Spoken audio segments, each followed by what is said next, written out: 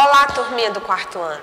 Vamos nesse momento ter a nossa aula de matemática, certo? Estamos finalizando a nossa semana de revisão e eu trouxe aqui alguns slides falando sobre medidas, certo? Vamos lá. Aqui nós temos a nossa revisão de matemática e eu coloquei aqui, né? Medidas de comprimento.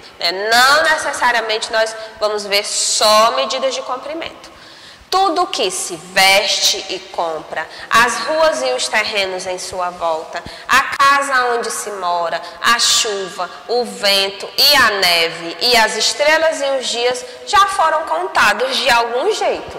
Como assim, tia Giovana? A neve, o vento? Sim, tudo pode ser contado de algum jeito, né? Temos medidas que são exatas e temos medidas que vocês vão poder observar que não são tão exatas assim.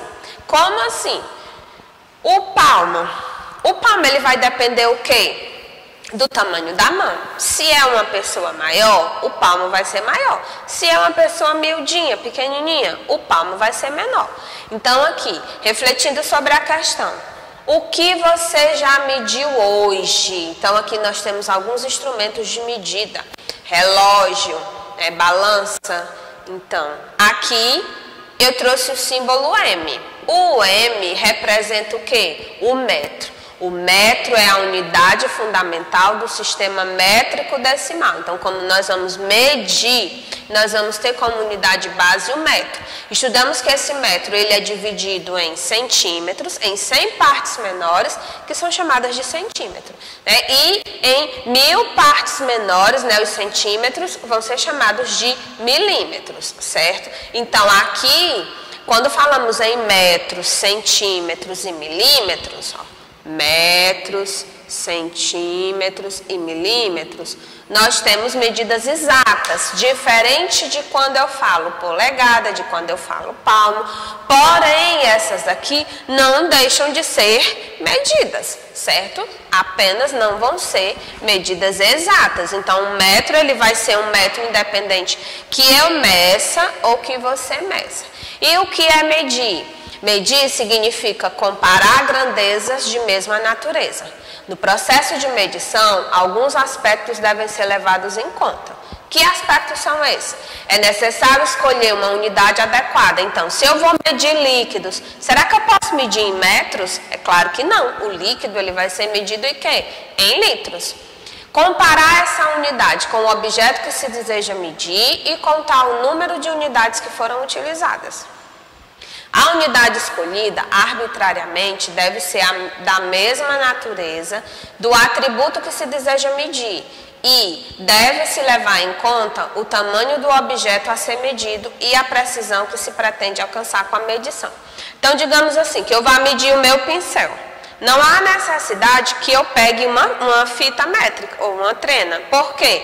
Porque com o meu pincel eu posso medir com a régua, porque o pincel ele é pequeno. Agora, se eu vou medir uma casa, será que tem condições que eu meça ela com uma régua? Não, o ideal é que eu já pegue um metro articulado, uma fita métrica. Então, dependendo do que eu vou medir, há um objeto específico e mais adequado. Né? É o que eu estou mostrando aqui, né? Para medir comprimentos, utilizamos instrumentos como a régua, a fita métrica, a trena e o metro articulado. Esse metro aqui, né, ó, a trena, aqui o metro articulado, então, esse aqui, ele é muito utilizado para medir, os pedreiros utilizam bastante para medir, né, tamanhos. Então, aqui, dependendo do objeto, vai ter um que vai ser mais adequado. Mas será que medir um pincel com esse instrumento aqui vai estar errado? Não, a medida vai ser a mesma, porém o mais adequado seria o quê? Uma régua. Né? Agora falando aqui em medidas de massa, apesar do quilograma ser a unidade fundamental de massa, utilizamos na prática o grama, né? Que a gente abrevia com G, como a unidade principal de medida de massa. Então aqui sempre que nós vamos falar em pesos, né? Ah, eu vou no mercantil, vou comprar 1 quilo de carne, né? Então é assim que a gente costuma falar. A unidade de medida, massa, consiste em determinar a matéria que um corpo possui. Quando nos referimos à massa, trabalhamos com unidades chamadas de gramas, né, quilogramas, olha aqui, tem km, kg e miligramas, ok? Lembrando, 1 quilo tem 1000 gramas, 1 grama tem 1000 miligramas e 1 tonelada vão ter 1000 quilos. Lembra que eu falei? A gente explicou isso aí também, estudou quando tinha no livro de vocês. E para medir líquido, usamos o litro. Então, a água, o leite, né, eles vão ser, a gasolina, vão ser medidos em litro. Né? Aqui você vai medir o quê? Em peso, né, grama. O queijo também. E aqui, eu acredito que parece umas bolinhas de açúcar, aqueles quadradinhos de açúcar, né? Contanto que se não é líquido, não vai ser medido em litro.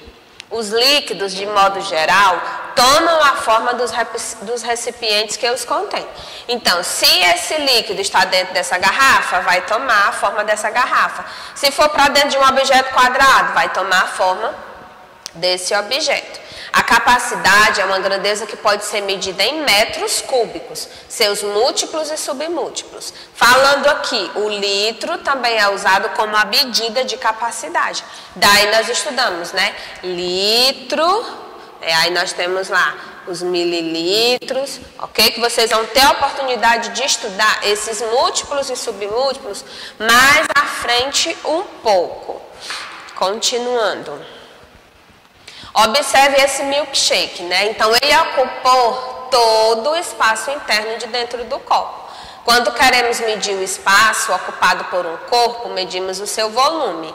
O espaço ocupado pelo milkshake é o volume interno do copo. Então, esse volume é a sua capacidade. Daí a gente vai fazer a medida, né? Quantos litros vão ter? Quantos ml vão ter?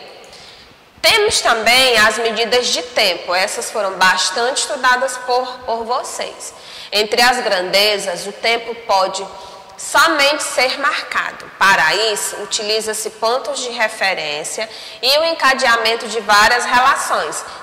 Quais são elas? Dia, noite, manhã, tarde, passado, futuro, antes, agora, dias, semanas, meses. Então, as medidas de tempo, elas são bastante complexas, porque dentro disso aqui nós ainda estudamos os bimestres, os trimestres, os biênios, os triênios, séculos, né? Então, as medidas de tempo são muito complexas e, como se diz, podem apenas ser marcadas.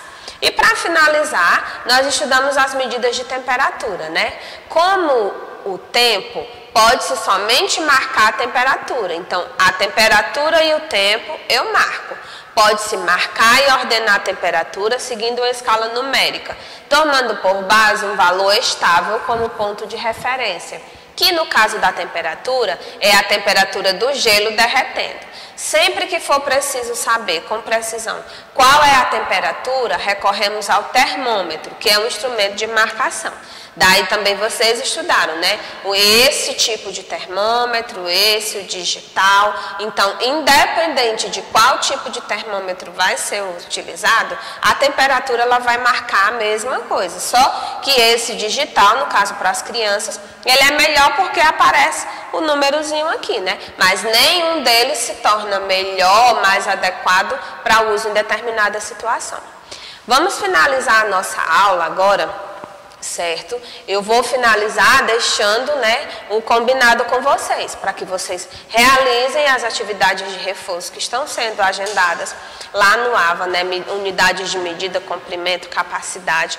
Nós estamos finalizando as nossas revisões de matemática, finalizando a semana para que a gente passe para um novo conteúdo, certo?